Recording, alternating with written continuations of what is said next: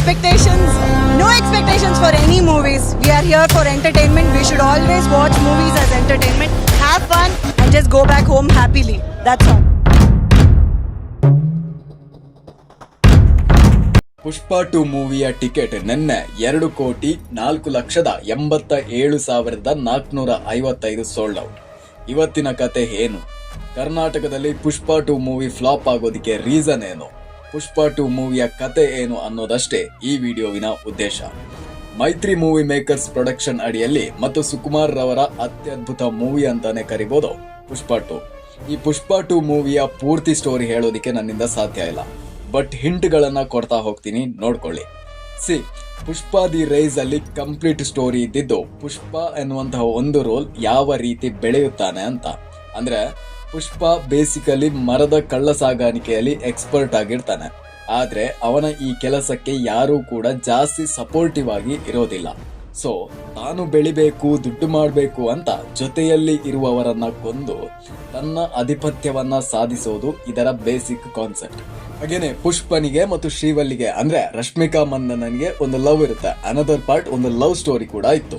ಪುಷ್ಪ 2 ಕೂಡ ಇಂತಹದ್ದೇ ಸ್ಟೋರಿಯಲ್ಲಿ ಇರುವಂತಹ ಮೂವಿ. ಇದರ ಹೆಸರಲ್ಲೇ ಇರುವಂತೆ ಪುಷ್ಪ 2 ಅಂದ್ರೆ ಪುಷ್ಪ ದಿ ರೂಲ್. ಪಾರ್ಟ್ 1 ನಲ್ಲಿ ಇದ್ದ ಸ್ಟೋರಿನೇ ಕನೆಕ್ಟ್ ಆಗಿ ಪುಷ್ಪ 2ಗೆ ಬಂದಿರುವಂತದ್ದು.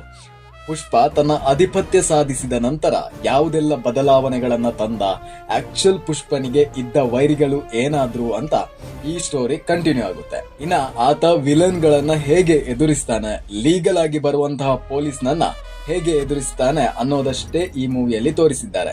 ಇನ್ನ 2-3 ಗಂಟೆಯಲ್ಲಿ ಜಾಸ್ತಿ ಏನು ತೋರಿಸೋದಿಕ್ಕೆ ಆಗಲ್ಲ ಬಿಡಿ. ಸೊ ಸ್ಟೋರಿ ಮುಗೀತು. ಇನ್ನ ಏನೆಲ್ಲ ಚೆನ್ನಾಗಿತ್ತು, ಏನೆಲ್ಲ ಆಡಿಯನ್ಸ್ಗೆ ಇಷ್ಟ ಆಗಿಲ್ಲ ಅದನ್ನ ನೋಡ್ಬೇಕಲ್ವಾ.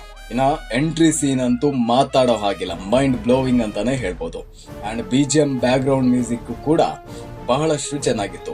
ಪ್ರತಿಯೊಂದು ಸೀನ್ಗೆ ಕೂಡ ಕನೆಕ್ಟ್ ಆಗುವಂತದ್ದೇ ಅಂಡ್ ಮ್ಯಾಚ್ ಆಗುವಂತದ್ದೇ. ಬಟ್ ಪುಷ್ಪ ಅನ್ನುವಂತಹ ನೇಮ್ ಅನ್ನ ಪದೇ ಪದೇ ರಿಪೀಟ್ ಮಾಡಿದ್ದು ಅಷ್ಟೊಂದು ಮ್ಯಾಚ್ ಆಗಿರಲ್ಲ. ಪೊಲೀಸಿಗೆ ಪುಷ್ಪ ಅಂದ್ರೆ ಫ್ಲವರ್ ಅನ್ಕೊಂಡಿದ್ಯಾ ಅಂದಾಗ ಪೊಲೀಸ್ ಹೇಳ್ತಾನೆ ಫೈರ್ ಅಲ್ವಾ ಅಂತ.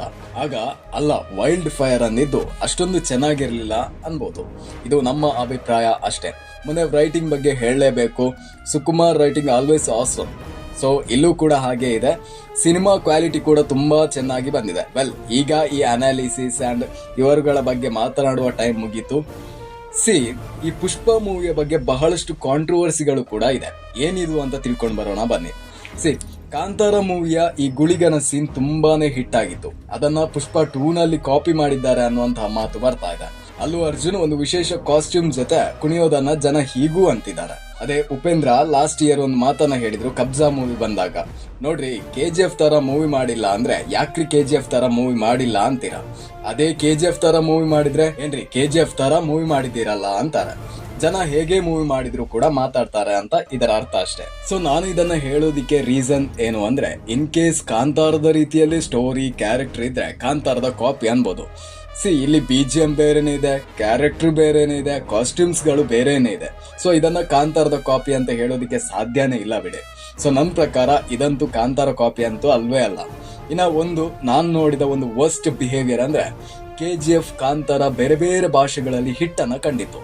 ಆಗ ಮಾತನಾಡಿದ ನಾವುಗಳು ಪುಷ್ಪ ಮೂವಿ ಕನ್ನಡಕ್ಕೆ ಬಂದಾಗ ಬೊಬ್ಬೆ ಹಾಕಿದ್ದು ತಪ್ಪು ಅನ್ಬೋದು.